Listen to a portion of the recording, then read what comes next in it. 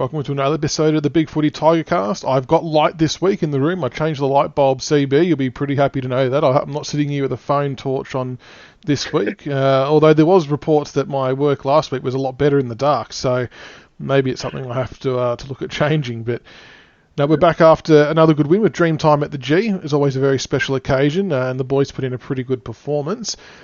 For tonight's show, we have an opposition guest joining us as well, but first I'll introduce officially Captain Blood 17. Welcome to the show, back-to-back episodes. Yeah, thank you for having me, and I'd just like to let you know, mate, I used to do my best work in the dark after midnight as well. I figured that something like that was going to pop up when I said that, I might have walked into something here. Now, you're pushing through a bit of a flu as well, so I appreciate you taking some all the drugs that the chemist gave you and coming on. Look, all you female listeners out there, you just need to understand man flu is far more superior and painful to get through than childbirth, right? Yeah? Just get over it. Childbirth? Scientifically proven fact. Yep. Wow, he's gotten 0 to 100 there. So, real quick. No, it's not nice. But hopefully you feel better soon, mate. But no, appreciate you coming on. And joining us from the North Board, who has been on a podcast with both of us before, actually, but for a different part of the board, Snake Baker. Welcome to the show, mate. G'day, Michaels. G'day, Captain. How are you tonight, fellas? Going well. I'm excited. You are excited, and it's interesting because, I mean, we talk a little bit in PM and it's all going well, but there's obviously a bit of a long-standing relationship between Richmond Posters and yourself, Snake Bake, a bit of banter along the way. I think that's fair to say, isn't it? Yeah, well, you know, there was the Dusty episode. People sort of got a bit carried away with all of that, and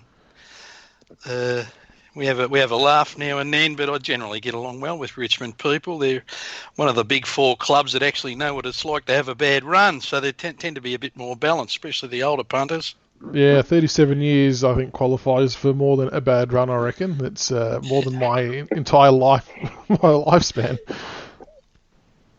But I appreciate you coming on. Before we get stuck into our games from last week in a mini review, just a couple of hot topics that have popped up this week. It's been a bit of an exciting week in the AFL for various reasons. The most exciting one being that Ablett actually finally got a week, believe it or not. Couldn't believe it. Thought they'd find a way to get him off. The reason I bring this up is, Snake, you made a couple of really humorous posts the last couple of weeks when he avoided some charges. Well, I don't want to say glad, because that's like you don't want to see people suspended, but we're finally happy that the MRO got one right and actually rubbed him out. I'm the sort of bloke, mate, I'm never happy when anyone's pinched, but basically it just pisses me off the whole marketing aspect, changing the rules of the game. Somebody like Junior, you know, a very marketable sort of person, and he gets treated with... They even openly say it now, commentators. Oh, you know, icon of the game, ornament of the game.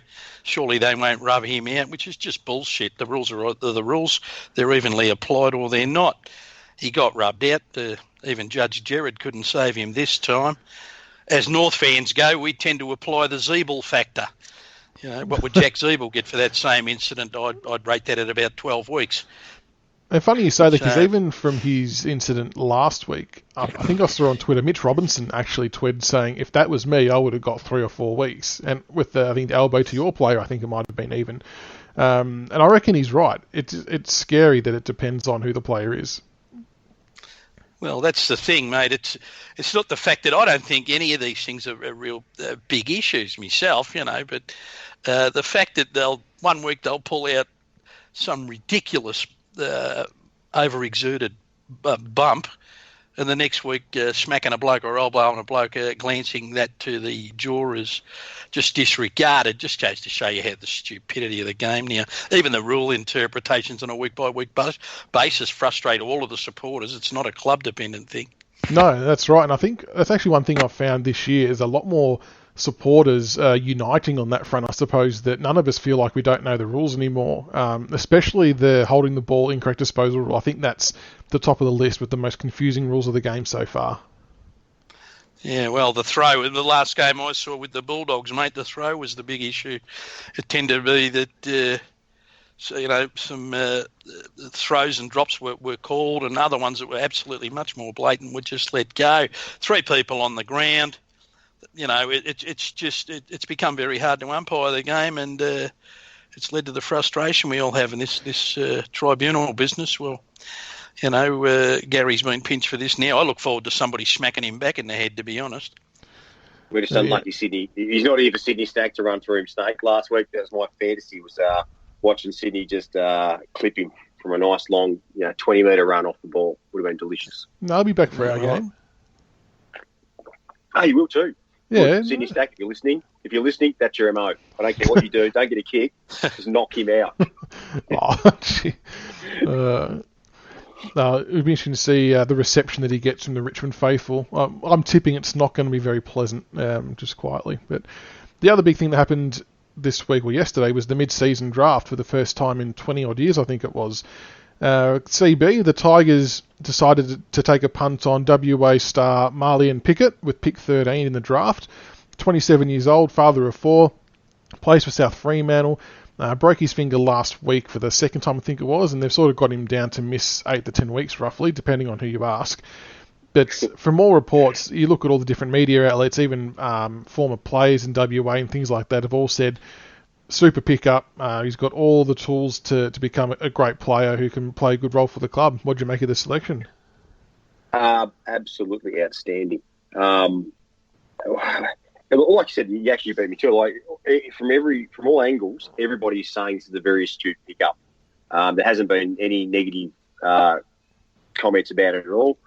And what a good story, from clearly a troubled young man, now gets his shot out at 27. It's like a footy dream, isn't it? That this guy hopefully gets to live out. And you think Richmond's a very strong club culturally, so we would have the right mechanisms in place to help this guy transition and hopefully make him become an even better footballer and a valuable contributor to our club and to the wider community. It'd be fantastic. I think we will. And being 27 years old, he knows this is his one and only chance at making it and having a real crack at it. So you're going to get 100% from him. It's like that. What was that? Was that Robert Redford movie, that baseball one? A Field of Dreams? This guy's got a Field of Dreams, mate. Like I said, it was a very astute pickup. And it's kind of, I look at our pick and think, I know there was a big debate over the integrity over it. Some people have been saying, it's not, the purpose wasn't to stockpile future picks and things like that. But if you look at what we've done, we've probably used it in the right context.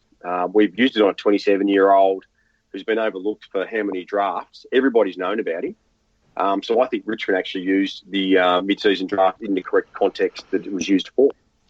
It's funny you say that because I actually made comment yesterday that if I was a club going into this draft, I'd be looking at the top age players in the TAC Cup who maybe went for the draft last year as a bottom major, got overlooked and have gone back again to have another crack because that's where your long-term investment is. But I know what you mean. That's not in the spirit of what the rule is, but clubs are going to do whatever they have to do to get an advantage at the end of the day. There's nothing to stop them from doing it. And it's just how it was. I think the only thing, I can't remember who raised the point on the main board. It's been raised on our board as well. Probably the only thing that needs to be looked at is probably a form of compensation for the clubs that lose a player. Whether you can get, they can put a couple of extra rookies on during the year, or do they get, $70,000 compensation for losing a player, so they can then recruit. It has to be a little bit more thought out behind the scenes, so the ripple effect isn't as dramatic. So I do feel for the clubs that have lost. Imagine, you top the ladder, your ruckman's dominating, all of a sudden he gets ripped out from your club. It's a pretty dramatic thing to happen. So there probably needs to be a little bit more thought around that. But I'm certainly not against the concept of the mid-season draft to help clubs out.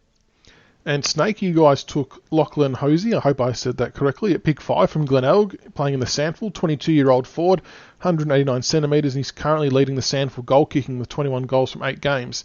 Have you seen much of him? Yeah, well, I've got to actually, basically all I've seen or known about the bloke is what the giant Roo put up on our board, so thanks to him. Lachlan Hosey, yeah, he's got the name that sounds like a character out of Boardwalk Empire or Peaky Blinders, doesn't he? Two very good shows there, Snake. Yes. Well, I'm a big Lockie H fan. I was a big Lockie Hanson fan, the great marking and whippersnipping genius from Narnagoon. So hopefully this kid this kid's equally as talented. I've had a look at a couple of his clips. He looks like he plays taller than his size. He can mark a bit.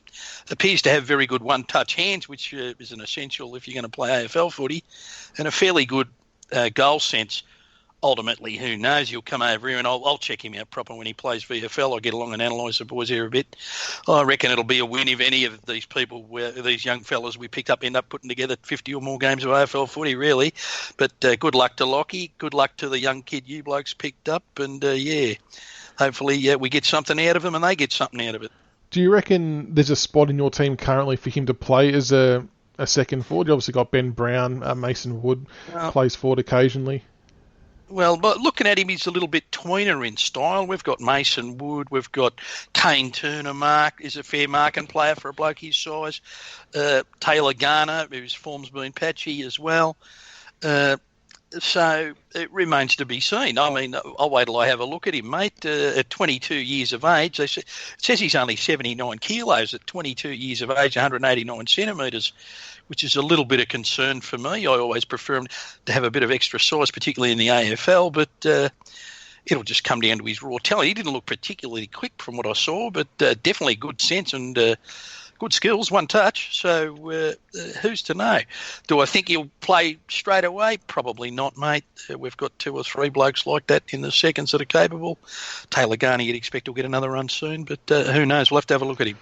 I think at the end of the day, it's just good to see another batch of players getting a crack to live their AFL dream. And what you said, CB, is true, though. The clubs do need to be compensated accordingly. But I think it's the ultimate aim for kids and young men these days is to play that AFL game. So to be given an extra opportunity to do so, it can only be a good thing, I think, in the long run.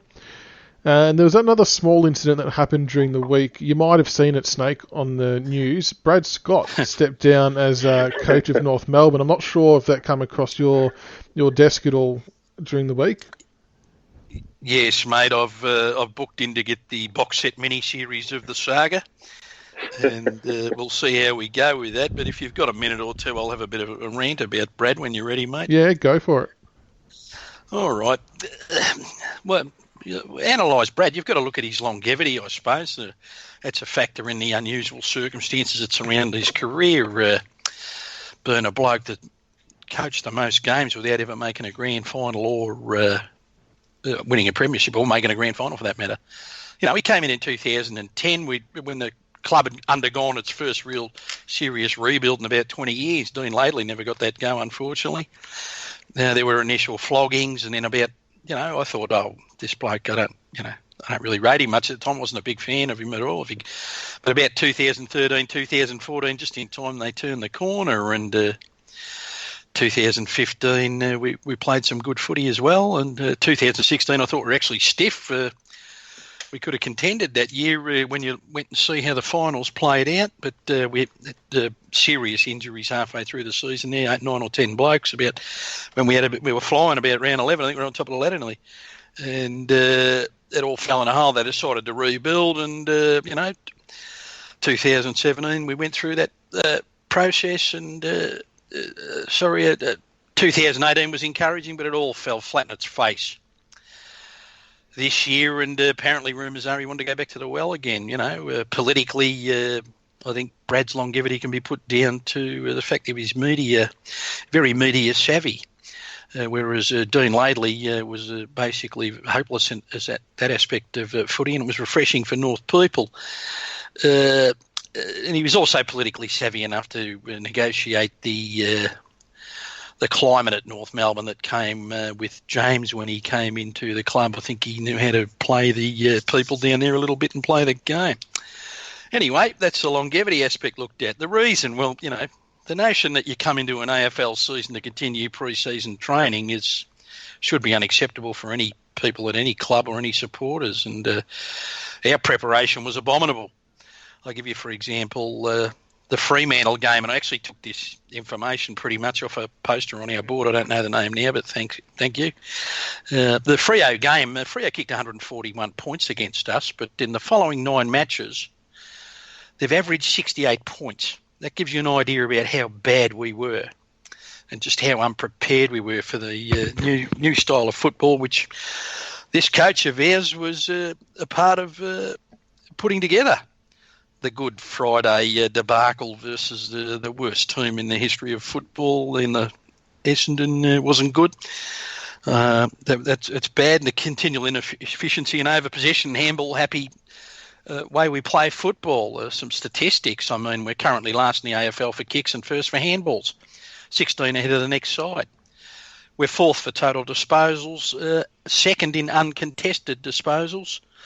Yet we're last for metres gains, contested marks and tackles. Now, I would say to you, blokes, that's fairly un-North Melbourne. If you look at the sort of football the club has played over the years. It's certainly numbers that are going to struggle to have you win games, essentially. Like those key stats, you need to have high numbers, don't you? You can't be last in those categories and think you're going to win. Well, it's all about efficiency as far as I'm concerned, mate. I'm a pretty simple bloke, and at the end of the day, you can win games of football with pretty simple formulas. The media conferences became, they're like watching a programmed automaton. He just talked at you and not to you. I think he got far too comfortable, and there was a serious member backlash that, particularly, representative on our borders, which is where the club can get some public input because we don't gather anywhere else to talk to the North fans. I mean, the crowds were down. You definitely notice when a few thousand are missing from a North home game. It stands out. They were down, no doubt about it. There were board challenge murmurs surfacing, and the board had to act for its own safety in the end, as far as I'm concerned. The ending of it all was basically, I thought, an orchestrated exercise. Yeah, I think so. It just it come across that way. For best for both parties. It's basically put up for the media, the fans, and to help out Brad's career in transition, in order to stave off what would have been an inevitable bloody public execution, as far as I'm concerned. Brad is also politically savvy enough to see the writing on the wall, I reckon. No doubt knew his time was coming up. He definitely wasn't in another contract. Supporters were unhappy, as I said. The crowds were down. We're hearing the same old spiel every week. He just knew it was over. As far as it goes, I wish him the best. I genuinely believe he gave his all and had best intentions, but as Saint Bernard of Clairvaux stated in the 11th century, the road to hell is paved with good intentions. We were certainly on that road, and it was time to change direction. Fair enough. And as Richmond supporters, we can... Moving ahead for Brad, I think his spruik factor would probably suit him for a media career as his best choice, but best of luck in whatever he chooses. The future for us, we continue to get a chance to survive, because we certainly have to be a viable football team to do that. We're definitely not off struggle street yet. I don't believe the club's out of the woods post-2007 until we get a sustained run of success. The focus now shifts to the North Board, who I haven't been a rap for, but they need to rectify things. Otherwise, we, the members, have the ultimate responsibility to act. Keep watching for the next 12 months. And Rhys Shaw taking over, what do you make of him? Is he the right candidate to take over, or was he the only choice? Well, mid-season, it's obviously going to be that. Otherwise, I don't think the club's going to go through apparently quite a broad process of looking at all departments and then going through the football department as well. But obviously he's got ability. He's the AFL Assistant Coach of the Year twice. And apart from the round one debacle, I think our defence has been good and not a major reason for our poor form. Won't be easy for him, considering he wouldn't have planned for this. And I had a brief chat with Rhys, actually, and he came across a very upfront, practical sort of bloke. It didn't automatically switch into some media persona, which was refreshing. So it'll be interesting to see what unfolds. Yes, well, being Richmond supporters, we can certainly offer some sympathy for having a caretaker coach and all this happening. It's happened to us many a time, CB, hasn't it? Maybe a couple of times. Maybe a couple? Maybe a couple. I've got these blank spots in my football supporting career, but I sort of black out at certain times.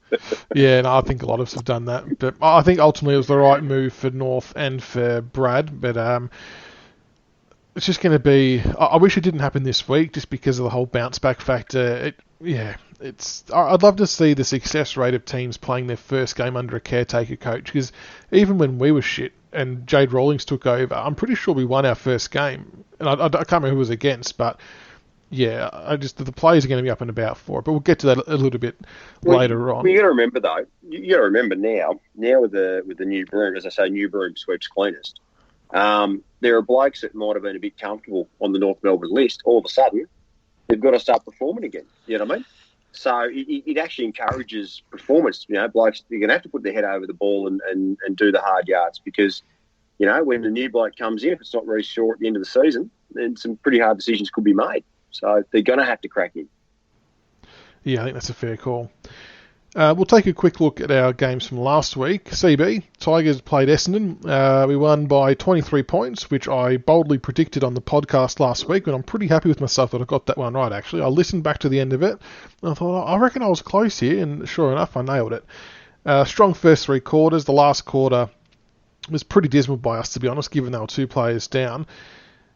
Did you... I know you thought we were probably going to win by a bit more, but were you impressed with our first 3 quarters, given the conditions? Absolutely. They were pretty bloody hard conditions. For anyone who was at the game, it was absolutely flogging down those first 3 quarters. It was horrible. So it was a tough game, and probably the skills indicated that as well. And I was actually surprised because Essendon normally, the last couple of times we played them in sort of wet weather and that, they play a bit of a high possession game and it breaks down, but they were a bit more direct, I thought, this time round. First 3 quarters, we looked great. I'll say this. I wonder now whether some of those kids are getting a bit tired. Like, we've had a lot of fill-ins, and whether, previously, the last couple of years when we've been in those positions, we've put the foot down and absolutely flogged teams from 6 to 8 goals. But just whether that we're getting a bit tired and we're just starting to lose a little bit of run, at the back end of games, because it's not just this game where it's happened, is it? It's actually happened 3 or 4 times this year. So I just wonder if the kids get a bit tired. High-intensity game, they get a bit tired by the end of it. Foot goes off the pedal, and there's a bit of junk time that goes against us. I think there's a bit in that. That's a bit of the case. Yeah, it's you kind of have those peaks and troughs. We've been in pretty good form the last few weeks, and it's like, are they going to tire out at some point? But yeah, whether it's calculated or whether it's just by accident they switch off, who knows? But yeah, I'd rather we didn't do it, but I get why they might do it. Some individual good efforts we had on the weekend. Grimes, I thought, was outstanding down back. Those 2 goal line spoils saved certain goals when Essendon had momentum. I think that really kept us in the game. Basher Hooley, career best form, 37 disposals. Martin, 35 touches was good. Noah Bolter, 16 contested possessions. Dion Presti is in red-hot form. But I want to give a big shout-out to Liam Baker. His best game for the club so far. His hands in the wet and his skill level was quite incredible, to be honest. 24 disposals, 12 contested possessions, 4 marks, 9 tackles, which has earned him our first NAB Rising Star Award for the year. So, big congratulations to Liam Baker. What did you make of his game? Wonderful. He was one of the few that was handling it like it was dry. And I'm a fan of Liam anyway. But he's played some seriously good footy this year. And some of his marking, like that marker, he was running back for the ball. Yeah. And he died. Like, it's just, he's been wonderful this year, and I hope it continues. He's a wonderful young man. Is he a rookie that's playing? Or is he on our list now? No, I'm pretty sure he's on the list. Him, I think we did. He's on the list now. Yeah. No, he's playing wonderful. And I just want to say this about Dylan Grimes. If he doesn't make All-Australian this year, I'm going to personally book a big truck of chicken shit and we're going to dump it at AFL HQ. He has to be AA this year, surely, with the way he's playing. He's been phenomenal. He's been huge. If it wasn't for him, we would have lost a lot more games, to be honest. So I think now he's starting to get the recognition he probably hasn't got in years gone by, because Rance has probably taken that limelight from him, despite him doing the same things he's doing now. But yeah, he's been super. And Snake, you guys knocked off the Doggies by 25 points. Pretty good win. The biggest thing I noticed about your game, looking at the stats, was you had 3 5-goal quarters, the first, second, and the last. That's a pretty good return. Yeah, well, we got the forward line open for a change, and we managed to get the ball in there fairly quick and well. Our forwards got going. Wood found space and they actually passed well to him for a change. Larky took his marks. Brown created a good contest. So, look, in all honesty, the Dogs were very poor. I thought the scoreboard flattered them at the end. North could have won by 8 to 10 goals. I thought their system was terrible, and they, as far as they're concerned, they badly need a couple of quality big blokes at either end of the ground. What can I say? So Norton didn't play like Wayne Carey against you, like he did against us? Well, Aaron Norton took a slight detour last week because he was sent to the principal's office, and unfortunately for him, Headmaster Tarrant was in on Saturday. Because, can I just say, looking at your stats, for a big guy, Todd Goldstein has had a 28 possession game with 57 hitouts. That's amazing. That is freakish. With 7 grabs, that is, and he had 5 inside 50s. That's huge for a ruckman. That is huge. He played a very good game, but he's on a green kid in Tim English. But Todd's been very good for the last year and a half. He's only been really beaten once, and that was Max Gawn gave him a touch-up in, I think it was round 3 last year. Besides that, he's been very good. He's played well. I think his palm work at the moment is unbelievable. I think he even had the points on Grundy when he played Collingwood last year. Grundy got a few touches. Todd went off for about 20 minutes, and Grundy got up and got a few touches, but I think he shaded him when they were against each other. What Goldstein did was what Tom Bellchambers couldn't do against us. He was up against a first gamer and a kid who's playing his 6th game, and he was actually, he was getting his hand on the ball a fair bit, but they couldn't move the ball. But clearly, with a game like that, you guys, it just would have been all go with Todd Goldstein with that type of game. Well, he certainly helped us. He's a good player, mate. He gave us some good service. I mean, the doggies basically in the guts. We bullied him. Anderson and Cunnington were manic. It got to the point where Bontempelli and all the other Footscray midfielders didn't even bother roving to English in any way. They picked off Cunnington and Anderson, and the other North mids was how they tried to get clearances, basically just picking off our blokes as the ball was going to them. It shows you how bad things were going for them. Interesting on Cunnington, mate. Yeah, and I don't know if this is the usual for him. He had 29 disposal game, but 20 handballs and only 6 kicks. 9 kicks, apologies. Is that a bit unusual for Cunnington to play that type of game, where it's like so heavily skewed towards handball? Or is that just getting it out, just getting it moving forward? I think Cunnington may be leading the AFL stats for handballs, mate. I'll just get that up for you now. No, he's a great handballer. He kicks when he gets out into space, but in the clinches he normally gets, because he's not a burst player. He's second most handball. His average is 20.3 a week, mate.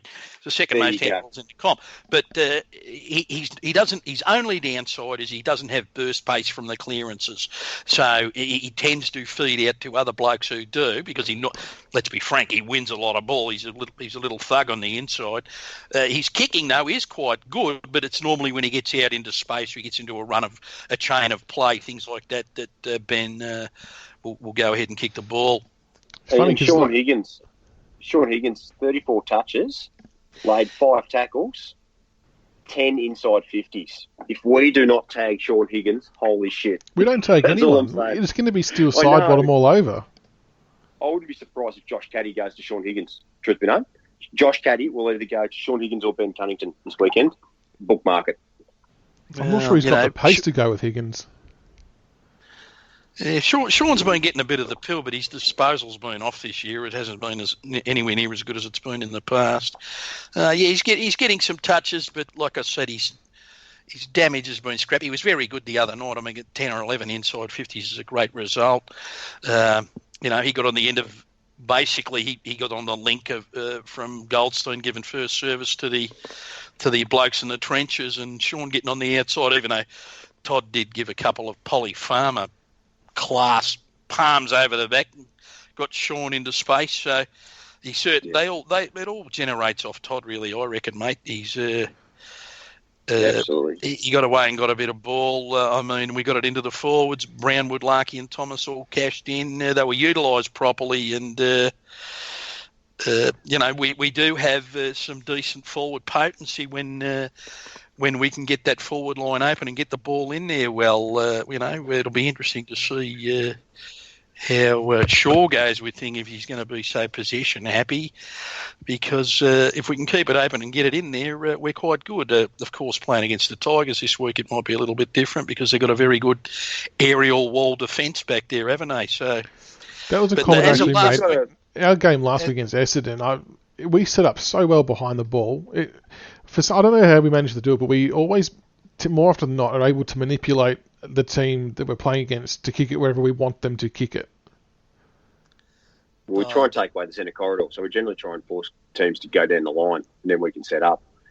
But just looking also, you kick to handball ratio, you're not stuffing around with the ball. It looks like you've tried to speed up your ball movement. So it's a basically 1-to-1 kick to handball ratio for you guys.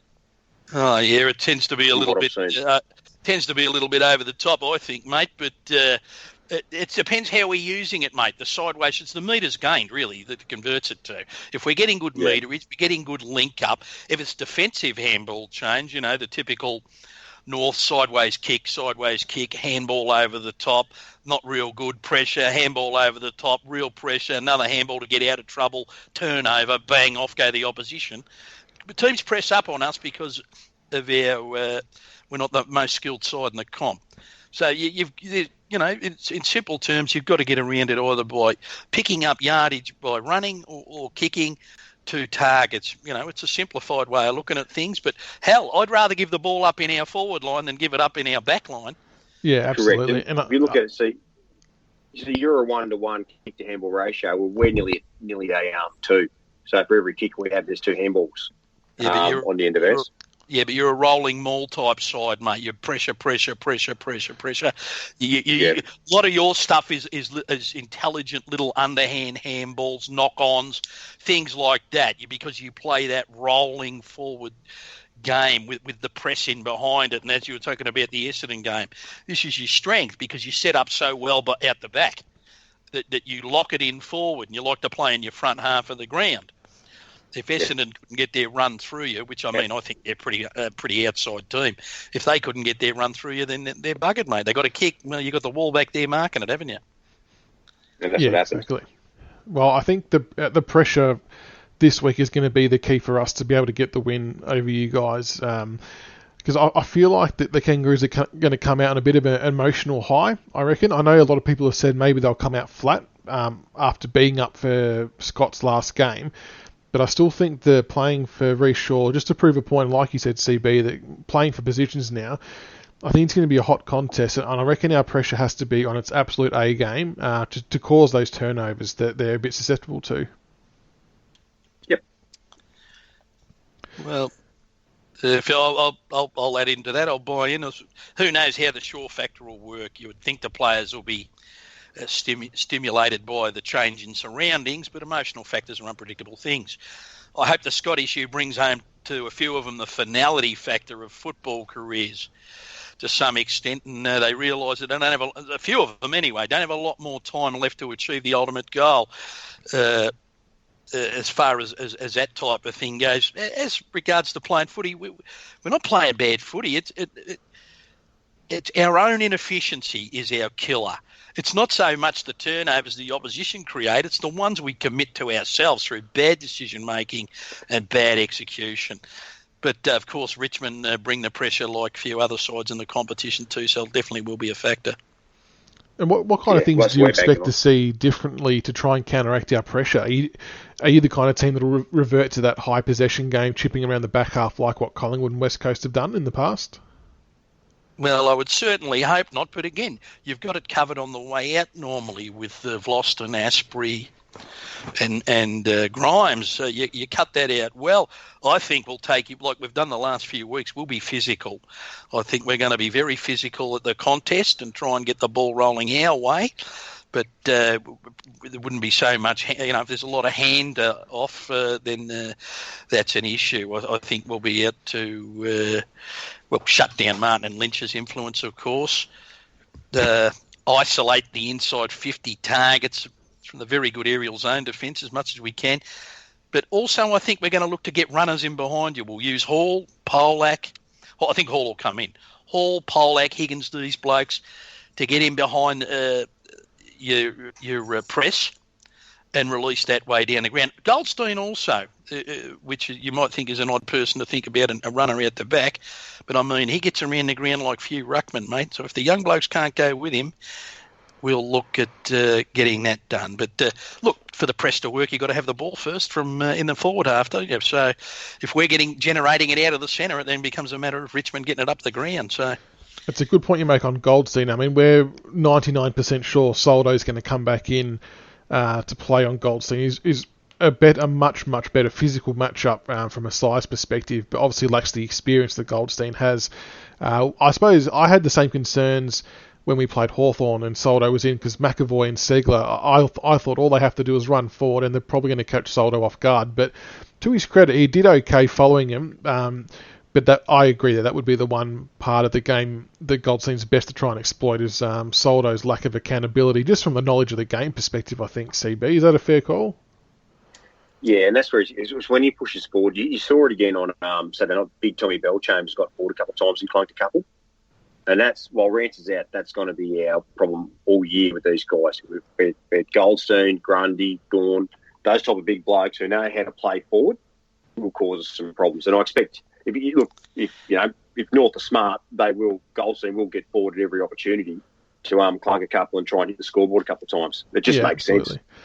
I want to talk to you, CB, about our two wingmen, Brandon Ellis and Camden McIntosh. Obviously, Brandon Ellis has been a bit of a whipping boy, I'll say, early on this year, and I think he rightly deserved the criticism coming his way because he wasn't in good form. He was proving to be a little bit of a liability, dare I say, but to his credit, after being moved from the back line back to the wing, he's really turned his form around. And Camden McIntosh is probably in career best form on the wing, and it'd be polling pretty well in our BNF if it was done right now, I imagine. How important are those two players going to be for us on Friday night? Absolutely. We've got to remember, see, North have got some guys who can outside spread with Hall and Pollack and those guys. So very important that we match them and push them the other way. The thing about McIntosh is his body work. He just bullies blokes off the ball. Like, the only way to describe it. When it's a one-on-one situation, I haven't seen him lose a one-on-one all year. He just smashes them out of the way, gets the pill and gets it our way. He's been wonderful. I know there's a couple of moments to feel a bit critical of Brandon in the last quarter, but that's that risk-taking that we encourage our blokes to do, switching it through the middle to get the ball through. So he also laid a game-saving tackle as well. Correct, right? And hey, when was the last time you could say, Brandon Ellis is now laying game-saving tackles? That's how far he's come this season. And that was a big critical part of his game. So, yeah, he has come a long way with that. Yeah, but just gut runners, and they go all day. They're playing very good footy. Okay, but fellas, if I can interject there for a second, that's on the MCG. I've had a look at both of those boys this year, and they're good players. We definitely couldn't go with them in the air as wingmen with our blokes, Pollack, Jamont, Hall, Higgins example, that type of thing. But the couple of games at Docklands, they haven't been too flash, I noticed. So I wonder how it'll transfer the bigger spaces on the MCG. I think definitely suit them with the aerial stuff and that. So it'll be interesting to see how it goes. Yeah, it definitely does suit them more. The other big inclusion coming back in for us, according to all reports, is the skipper, Trent Cotchin. He's missed quite a few weeks, obviously, with a hamstring injury. Dimmer said last week he's pretty much right to go, so we'll take him at his word that he'll come back in. How do you see his game time on the ground, CB? Do you reckon he's going to go straight back into that midfield role that he's been doing the whole time, or do you reckon we'll maybe rest him down forward a bit more and try and ease him back into it? I think he'll just be part of the rotations because now we've seen, I guess for Cotchin, so we're saying Soldo and Cotchin in. We'll leave Lambert out for now. So Cotchin and Soldo in, and we're going to say Menadue and CCJ out, yeah? Yeah, I reckon that's how it's going to fall. Yep. Right, yeah. So Loston, therefore, who's been part of the midfield mix, he'll go back to cover Menadue. So Cotchin just becomes part of the midfield forward rotations, I would imagine. They'd have him on managed minutes, but if you go by what Burgee said 2 weeks ago, Cotchin had been held at 90% for 2 weeks, and then they pushed him at 100% for the final week before he comes back in. So he's been in a holding pattern for a while. He should be right to come back in. Look, it's suck it and see. He's been out for that long. That's all we can do, isn't it? Yeah. We just got to see how it all goes, I guess. And the other mild concern was obviously Tom Lynch had a corked calf towards the end of the Essendon game, didn't play the last quarter. I think Dimmer, that was more of a conscious call from him than from Tom Lynch, I suppose. But Marvel being the harder surface, obviously he's going to put maybe a little bit more stress through his calf. If he doesn't play, what would we do there in the way of a key forward? Would someone like Townsend come in? I know Chol had a good game up forward in the VFL. I think he was best on ground. But yeah, I'm not sure what other option we would go with if he happens to miss. It's either Callum Jones stays in and Bolter plays more forward. So CCJ stays in, or you try and do that extra run. You actually, it's a bit fraught with danger, or you bring an extra runner in. You go caddy plays full forward like we've done in the past, and you bring an extra on baller in to take the contested ball. I don't know. That's a tricky one, but I think Lynch will play. I've got no issue with that. I think let's face it, Saturday night was a shithouse night for big guys anyway. Yeah. So it just made at that stage when we took him off, we were 6 goals up. So it almost cost us though, because it started to become a lot drier, and they started to get more used to the ball. Well, we didn't have an exit option, did we? No. That's where Lynch, you can sort of aim at him when you're 70 out, aim at him, and then we get a contested ball situation. But it kept coming in because we just didn't have young CCJ couldn't go with Bell Chambers for the whole game. So it nearly did, but look, they got away with it. But I think Lynch will be fine, mate. I think it was a common sense move. Yeah. There's no point risking him. Not with Jack out. Now someone's texted me before saying they reckon Jack, I don't know what the commentary is on 360, but he might be out for longer than we think too. So, really? I don't Jesus. know. Yeah.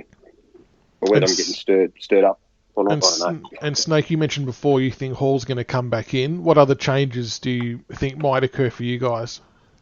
I think that'll be the only change. He'll come in for Luke Davies-Uniacke, I reckon. Hall will come in. His disposal and decision-making was terrible. He's gone back to the reserves. Picked up 28 disposals and had 8 tackles in the wet, which is a good return. And you need to work on his touch and decision-making, but I think that'll be the only change for us.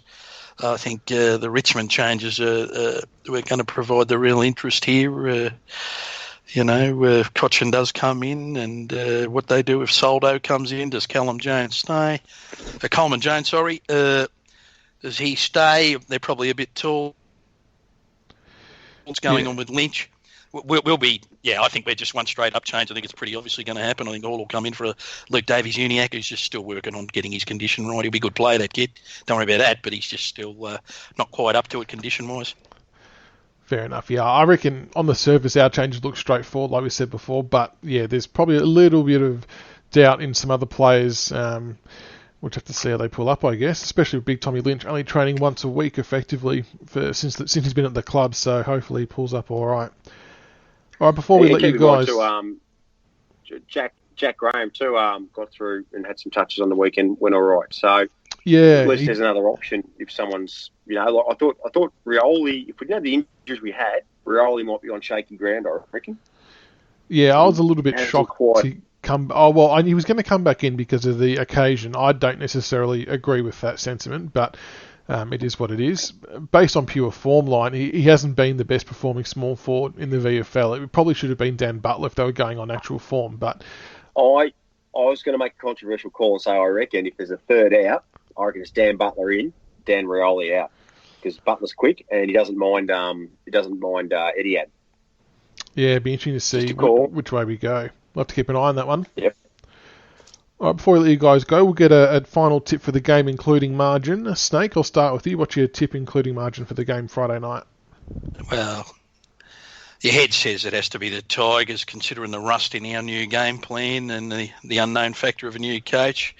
We're competing against a very well-drilled outfit, so it's a sort of a rusty side with a new game plan and a new coach against a very well-drilled team.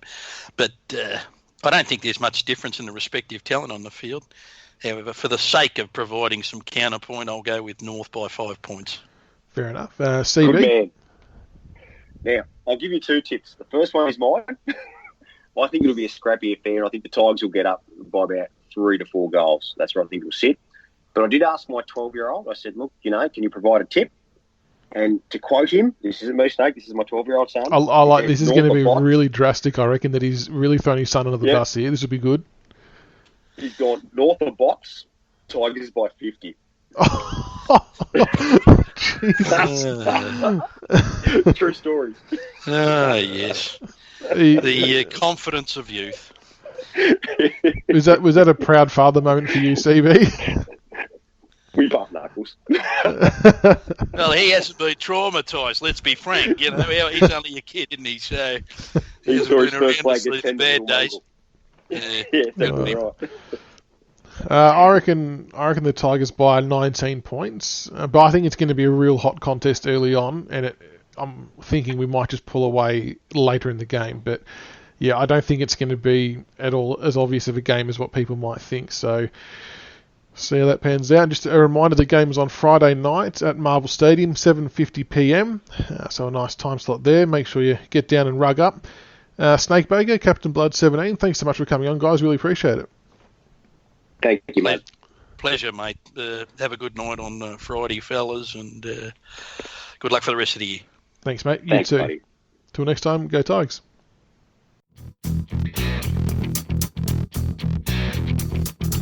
Thank you for listening to another episode of the Richmond BigFooty Tigercast. Be sure to subscribe to the podcast on iTunes and YouTube so you can follow all the roast and toast, the reviews and previews, and all topics Richmond. Also keep an ear out for our special episodes of interviews with past players. Go Tigers.